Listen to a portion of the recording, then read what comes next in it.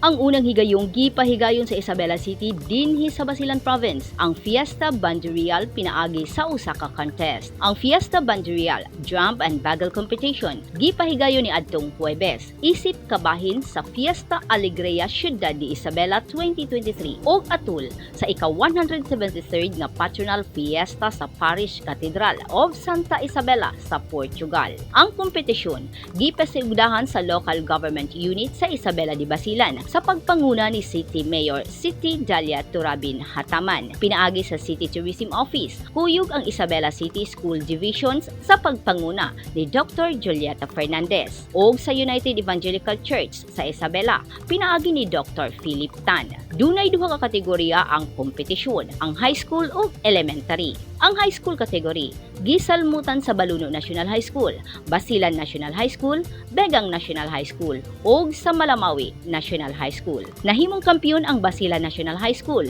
ug gihatagan sila og 20,000 pesos nga cash prize. Sa elementary category, ang mga banda gisalmutan sa mga representante gikan sa Calvario Elementary School, Busay Elementary School, Kabunbata Elementary School, Geras Integrated School, and Elementary School. Nahimong kampiyon ang Calvario Elementary School ug gihatagan usab og 20,000 pesos nga cash prize. Wala mi pauli nga walay gidala tungod kay gipanghatagan ang mga misalmot og tig 5,000 pesos. Nagpasalamat si Dr. Philip Tan sa mga nisalmot sa paindigay. Nagsilbing hurado sila Sir Richard Falcatan, Sigfred Infante, Mark Anthony Basilio, Carlo Idong, Elmer Mon o Father Euclid Balos-Balos. Ang marching band kon Banderial gipahigayon sa inisyatibo ni Mayor Siti Dalia Turabin Hataman nga kanhi majorit o band leader sa dihang high school pa siya sa Claret College of Isabela. Ang Fiesta Alegria